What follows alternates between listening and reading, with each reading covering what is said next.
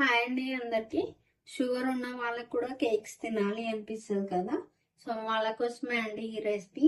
ఈ కేక్లో నేను బెల్లం వేయలేదు, చక్కెర కూడా వేయలేదండి. మరి కేక్ ఎలా చేశానో చూడండి. ఒక మిక్సీ జార్ పెట్టుకోండి, ఖర్జూర్ వేసుకోండి, కొన్ని పాలు పోసుకోండి, మిక్సీ పట్టుకోండి. చూడండి ఇట్లా మెత్తగా కావాలి.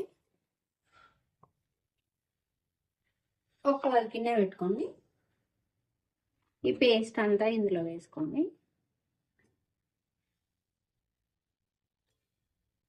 ఒక కప్పు ఖర్జూర్ తీసుకున్నాం కదా, రాగి పిండి కూడా ఒకటే కప్పు తీసుకోండి.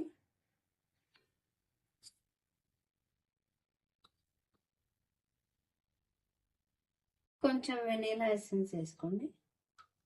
ఒక కప్పు పాలు పోసుకోండి. బేకింగ్ సోడా మంచి కలుపుకోండి.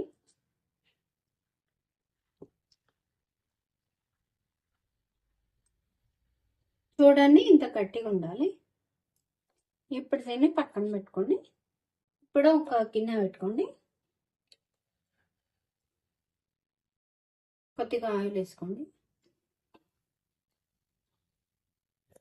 ఆయిల్ మొత్తం గిన్నెకి రాసుకోండి.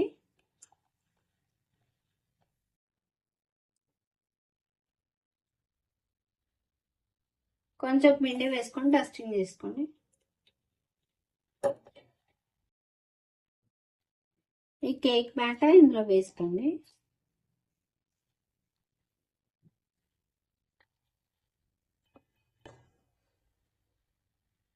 చేయి పెట్టకండి, స్పూన్ కూడా పెట్టకండి, జస్ట్ ఇట్లా టాప్ చేయండి.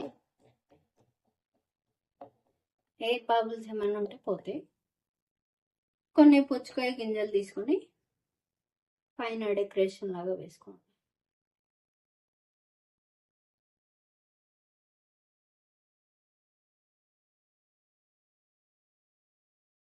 ఒక ఇడ్లీ పాత్ర పెట్టుకోండి, చిన్న కట్టేరి పెట్టుకోండి, కొంచెం వాటర్ పోసుకోండి. ఇప్పుడు కేక్ బ్యాటర్ పెట్టుకోండి.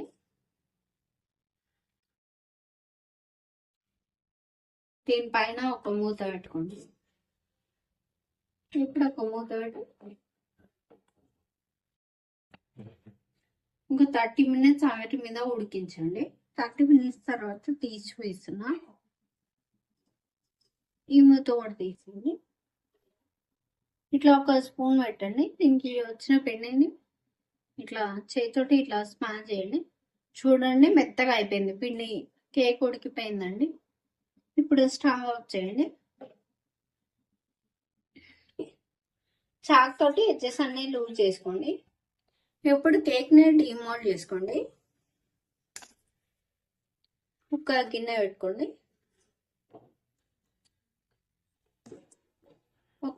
పెట్టుకోండి, దాన్ని రివర్స్ పెట్టి ఇట్లా